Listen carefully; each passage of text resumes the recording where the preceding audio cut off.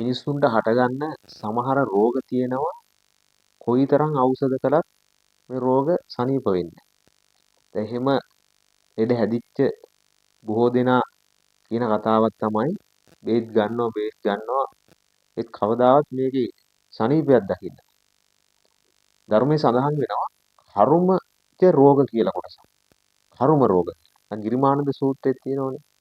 කම්ම විපාකජ ආබාධ. ඉතින් මේ කර්මජ රෝග කියලා කියන්නේ පෙර ජීවිතයේ කරන ලද්දා වූ පෙර ජීවිතවල කරන ලද්දා වූ හරි බරපතල අකුසල කර්මයක් හේතුවෙන් ප්‍රවෘත්ති විපාක ලැබෙන කර්ම. කියන්නේ ප්‍රවෘත්ති විපාකයක් අපිට ලැබෙන. මේ ජීවත් වෙන කාලය තුල ඒ කරන ලද කර්මය නිසා ප්‍රවෘත්ති විපාක ලැබෙනවා. ඒ විපාකයකට මුහුණ පාන්න වෙනවා.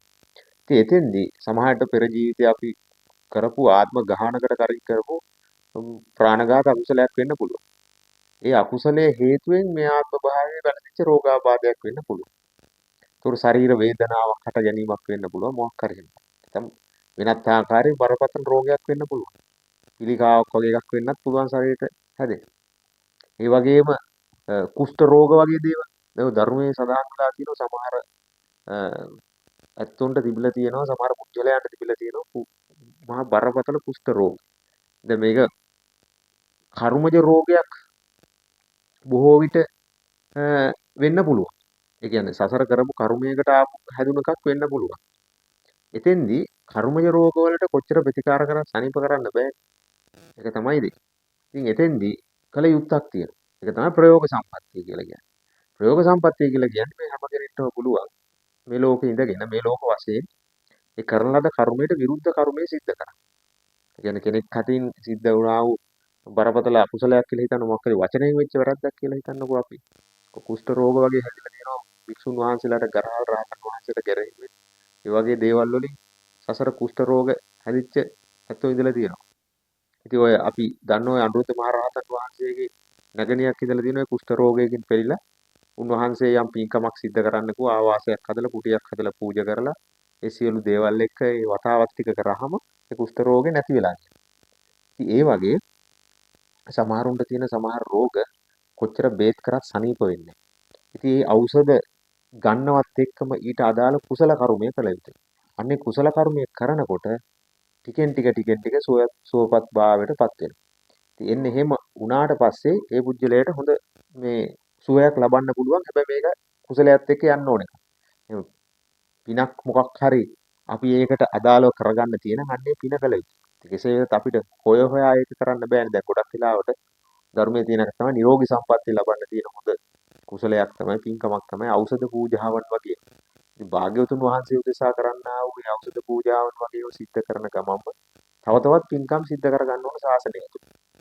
අර සඳහන් කර කුටි පූජාව වගේ පූජාවන් ආදී ඊළඟට ක්‍රියාහාර පූජාවන් වගේ පූජාවන් බෝධීන් වහන්සේ උදෙසා කරන්නා වූ පූජාවන් වගේ නොඑක ආකාර පූජාවන් තියෙනවා. මේ සියලු පූජාවන් අපි විටින් අපේ ජීවිතවල සිද්ධ කරන්න ඕන. මෙන්න මෙහෙම සිද්ධ කරනකොට අර පුජ්‍යලයට අර තිබුණු අකුසල කර්ම යම් මේ විපාකයක් ලබා දෙන්න තුන ප්‍රවෘත්ති විපාකයක් විතර ලබා දෙන්න තිබුණා නම් මෙන්න මේක මේ යටපත් වෙලා යනවා. ඒ කියන්නේ කුසලයේ ශක්තිමත් වෙනකොට අර අකුසලයට උඩේම තියෙන හැකියාව අඩු වෙනවා. එතකොට ටිකෙන් ටික අර කුසලයේ බලවත් අකුසලයේ බලවත්භාවය අඩු වීම නිසා කුසලයේ විපාකේ ලැබෙන්න ගන්නවා. එතකොට අර රෝග ආදී සුවපත් වෙන්න ගන්නවා. ඒ නිසා කර්මජ රෝග කියලා එකක් තියෙනවා. දැන් ඒක භාග්‍යතුන් වහන්සේ දේශනා කරලා තියෙනවා. දැන් ගිරමානන්ද භික්ෂුන් වහන්සේට දේශනා කරලාද ගිරමාන සූත්‍රය තුලක් තියෙනවා. කම්ම විපාක ජාබාධා කියලා කියන්නේ කර්ම විපාකයෙන් ලැබෙන මේ හටගන්න ආබාධ තියෙනවනේ. ඉතින් ආබාධ විවිධාකාර වෙන්න පුළුවන් පුච්චලයට. ඒ නිසා ඒකට තියෙන හොඳම දේ තමයි ප්‍රයෝග සම්පත්තිය. ප්‍රයෝග සම්පත්තිය කියලා කියන්නේ අන්න අපිට ලැබිච්ච තියෙන මනුසාත්ම භාවයේ මේ කරගන්න පුළුවන් පින්කක් තියෙනවා. ඉතින් ඒවා අපි කරන්න ඕනේ. අපි හොඳ රැස් දෙක පේනවා නම් කන් දෙක ඇහෙනවා නම් මේ අත් දෙක හොඳට වැඩ කරනවා නම් ශරීර මේ ඉන්ද්‍රියන් හොඳට වැඩ කරනවා නම් අපි පුළුවන් තරම් පින් දහම් කරන්න ඕන පින්කම් සිද්ධ කරගන්න. ඒකට අන්නේ පින්කම් සිද්ධ කරනකොට ඒක තමයි ප්‍රයෝගය කියලා කියන්නේ. අකුසල කර්මයන් පවා කොලවල දාන්න පුළුවන් ප්‍රයෝග සම්පත්තිය. සමහර අකුසල කර්ම තියෙනවා අපිට ඒක විපාක දෙන එක වළක්වන්න බෑ. නමුත් ඒකේ විපාකයේ ස්වභාවය හරි යම් තාක් දුරට අඩු මට්ටමකටපත් වෙනවා. අපි අහලා දිනවා අජාසත් රජුරෝ. ඒතර මේ අජාසත් රජුරෝ තමන්ගේ තාත්තා මරපු නිසා නිරේ යන්නේදී ඉහිලා අවිචි මහ නිරේට වැටෙන්නේ. අනන්තරේ පාප කර්මයක්. නමුත් අවිචි මහ නිරේට කියන්නේ ලෝගුඹ නිරේ තමයි ඉපදෙන්නේ. එතකොට බුදුරජාණන් වහන්සේ කෙරේ ඇති කරගත්තා වූ ශ්‍රද්ධාවෙන් අප්‍රමාණ වූ පින්කම් කරා. ඒ පින්කම් වල බලය නිසා අවීචි මහ නිරයට යන තිබිච්ච අකුසල කර්මයක් හොලව ගන්න පුළුවන් වුණා අජාසත් රජුට. ඒ වගේ කෙනෙක් නිතර පින්කම් කරනකොට කෙනෙක් කුසලයෙන් ශක්තිමත් වෙනකොට එන්නෙන් අර බුද්ධලගේ කුසලයේ බලවත් වීම නිසා අර අකුසල විපාකයන් මතුවෙන්න තියෙන ප්‍රමාණය අඩු වෙනවා. කුසල කන්ද බලවත් වෙනකොට අකුසල කන්ද ටික ටික යට යනවා. ඒ නිසා කෙනෙක්ට කරන්න පුළුවන් හොඳම දේ තමයි ප්‍රයෝග සම්පත්තිය. පුළුවන් තරම් පින් කරන්න. පින් කරන මේක අපි මේ රෝගේ සුවපත් වීම උදෙසා කියලා හිතාගෙන කරන එකක් නෙවෙයි. අපි අපේ ජීවිතයට සසර ගමනින් එතර වෙන්න ඒක අර්ථය වටහාගෙන පින්කම් කරන්න. සද්ධාවෙන් කරන්න. සද්ධාවෙන් ඒ කාරණාව සිද්ධ කරනකොට අර තමන්ගේ ජීවිතයට අවශේෂ වශයෙන් හරි මේ විපාක දෙන්න තිබුණු එහෙම කර්ම තියෙනම් ප්‍රවෘත්ති වශයෙන් විපාක දෙන්න තිබුණු කර්ම තියෙනවනම් ඒවා යටපත් වෙලා යනවා. ඒ නිසා මේ කර්මජ රෝගයකට පිළියම කියලා කියන්නේ පුළුවන් තරම් පින් දහම් කරන එක. එහෙම නැත්නම් කොයිතරම් අපි ඖෂධ භාවිතා කරත් කොච්චර බේත් ගත්තත් ලෝකේ ඉන්න හොඳම දොස්තරගෙන් බේත් ගෙනාවත් කර්ම රෝග සනීප කරන්න බෑ. සමහරවිට අර වගේ මහ කුෂ්ඨ රෝග හැදිලා තියෙනවා. සමහර සීරි සහභාග තියෙනවා. ඊට පස්සේ අස්ථි වල වේදනාවක් තියෙනවා. කකුල් වල වේදනාවක් හටගන්නවා. ඊළඟට හිතන්නේ හිසේ කැක්කුම් හටගන්නවා. මේ වගේ නොඑක් ආකාරයේ ඔය ගිරිමාන් සූත්‍රයේ තියෙන රෝග ගානක් සඳහන් කළා. සීස රෝගෝ, කන්න රෝගෝ, මුඛ රෝගෝ ආදී මේ ශරීරයේ හටගන්න එක එක රෝග. ඉතින් ඒවා මේ ශරීරයේ ස්වභාවය නිසා අපේ ජීවිතවල ස්වභාවය ඉපදුණු මිනිස්සු ජරාවටපත් වීම, ලෙඩවීම එහෙම නැතුව කෙනෙක් තුල හටගන්න රෝගයක් මේක බේත් වලින් සුවපත් කරන්න බැරුව හටගෙන තියෙන එකක් තියෙනවනම් අන්න අපිට හිතන්න පරාසයක් තියෙනවා. මොකද හිතන්න තියෙන පරාසය මොකක් හරි කර්මජ රෝගයක් වෙන්නේ නැති. يعني සසර කරපුවද කර්මයකින් තමයි මේක හැදෙලා තියෙන්නේ.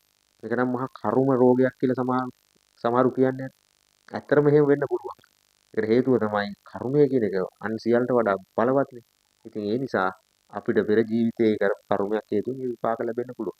අපි අහලා දින බුදුරජාණන් වහන්සේ නිසා කොන්දේ ආබාධයක් තිබුණා. ඒකත් සඳහන් වෙන්නේ යම් අකුසලයක් පෙර ජීවිතවල කල්ප ගානකට කලින් සිදු කරපු යම් අකුසල විපාකයක් ඇවිල්ලා ඒක සිද්ධ වුණා කියලා. අර මල්ලෝපුර සූරයෙක් වෙලා ඉඳලා අනිත් කෙනාගේ කොන්ද කඩලා ඒ අකුසල කර්මයේ විපාකය නිසා මේ බුද්ධත්වයේ ලැබලත් උන්වහන්සේගේ කොන්දේ ආබාධයක් හටගත්තා කියලා ධර්ම දේශනා කර ඉන්නකොට සරුත් මහ රහතන් වහන්සේට ධර්ම දේශනාව පවරලා උන්වහන්සේ වැඩම කරනවා.